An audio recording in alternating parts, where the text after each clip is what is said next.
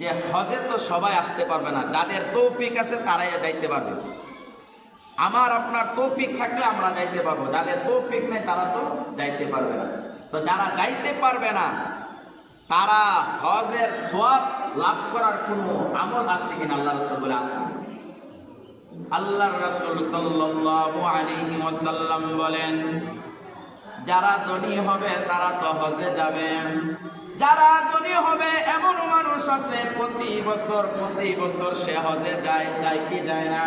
প্রতি বছর যায়, কিন্তু প্রতি বছর হজ করা তার জন্য কিনা ফরজ না, শুধু একবার হজ করা ফরজ। এরপরে যতবার সে বাইতুল্লাহ যাবে সবগুলো নফল, করলে সব, না করলে কোনো গুনাহ নাই। তবে একবার যাদের উপর হজ ফরজ, তারা একবার যাওয়া বাইতুল্লাহ এবং মদিনাতুল মুনাওয়ারা যাওয়া তাদের উপর ফরজ। যাদের উপর আল্লাহ হজ ফরজ করেছেন তাদেরকে যেতে হবে। আল্লাহর রাসূল বলেন, যারা ধনী এবং যারা গরিব এদের মধ্যে যদি কোনো ব্যক্তি 5টা আমল করতে পারে, আল্লাহর নবী বলেন, ও আমার উম্মতের দলেরা, তোমাদেরকে 5টা আমলের কথা আমি বলে যাই। এই 5টা আমল যদি তোমরা করতে পারো তাহলে তোমরা প্রতিদিন হজ করার সওয়াব আল্লাহ তোমাদেরকে দান করবেন। প্রতিদিন হজ করার সওয়াব পাবেন। এক হইলো আপনি হজে গেলেন, আপনার উপর হজ ফরজ, হজ ফরজ হওয়ার পরে যদি আপনি করেন না আমি হজে দেখতাম নামগুলা করাম, তাহলে কিন্তু হবে না। আপনার হজ ফরজ থাকলে আপনি কি করতে হবে? হজ করতে হবে। যাদের উপর হজ ফরজ, যাদের উপর ফরজ না, উভয় যদি এই 5টা আমল করে, আল্লাহ রাসূল বলে যে ওই ব্যক্তি প্রতিদিন হজ করার সওয়াব আল্লাহ পাক তার আমলনামার মধ্যে দান করবে। এই জন্য আমার বাবারা, আমরা যারা হজে যাইতে পারি নাই, আমরা যারা বাইতুল্লাহ যাইতে পারি নাই, মদিনাতুল মুনাওয়ারা যাইতে পারি নাই, আমাদের জন্য আমাদের নবী বলেন, গো হে দুনিয়ার মুসলমানেরা, হ্যাঁ আমার উম্মত, তোমাদেরকে আমি 5টা আমলের কথা বলে যাই। এই 5টা আমল যদি তোমরা প্রতিদিন করতে পারো, প্রতিদিন যদি তোমরা করতে পারো রে, তাহলে আল্লাহ রাব্বুল আলামিন হজ করলে যে সওয়াব হইতো ওই পরিমাণ সওয়াব তোমার আমলনামার মধ্যে দান করবেন।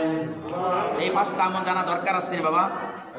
1 নাম্বার, আল্লাহর নবী বলেন, যদি কোনো ব্যক্তি 5 ওয়াক্ত নামাজের মধ্যে নামাজ আদায় করার পরে, যদি কোনো ব্যক্তি 5 ওয়াক্ত ফরজ নামাজ আদায় করার পরে একবার বলে সুবহানাল্লাহ 33 বার, পরে আলহামদুলিল্লাহ 33 বার বলে এবং আল্লাহু আকবার 34 বার বলে, আল্লাহর নবী বলেন, যদি কোনো ব্যক্তি 5 ওয়াক্ত নামাজে ফরজ নামাজ আদায় করার পরে সুবহানাল্লাহ 33 বার, আলহামদুলিল্লাহ 33 বার, আল্লাহু আকবার 34 বার, কতবার হলো?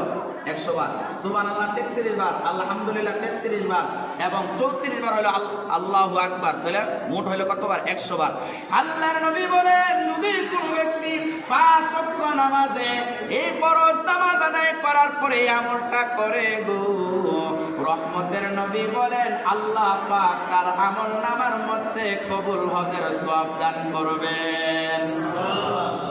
আমার বাবারা, এই আমলটা করতে বেশিক্ষণ সময় লাগে না।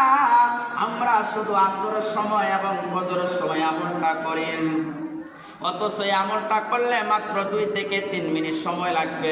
ঠিক কিনা বলেন? আর বেশি লাগবে? 2 থেকে 3 মিনিট সময় লাগবে। যদি আপনি সুবহানাল্লাহ 33 বার বলেন, আলহামদুলিল্লাহ 33 বার, আল্লাহু আকবার 34 বার। আরে আমার বাবারে, এই আমলটা আজকে যে আমরা শুনলাম, শোনার পর আমরা আমল করব না, শুনাই রাইখা দেব? আমল করতে হবে। এখন যে আমরা শুনলাম, এটা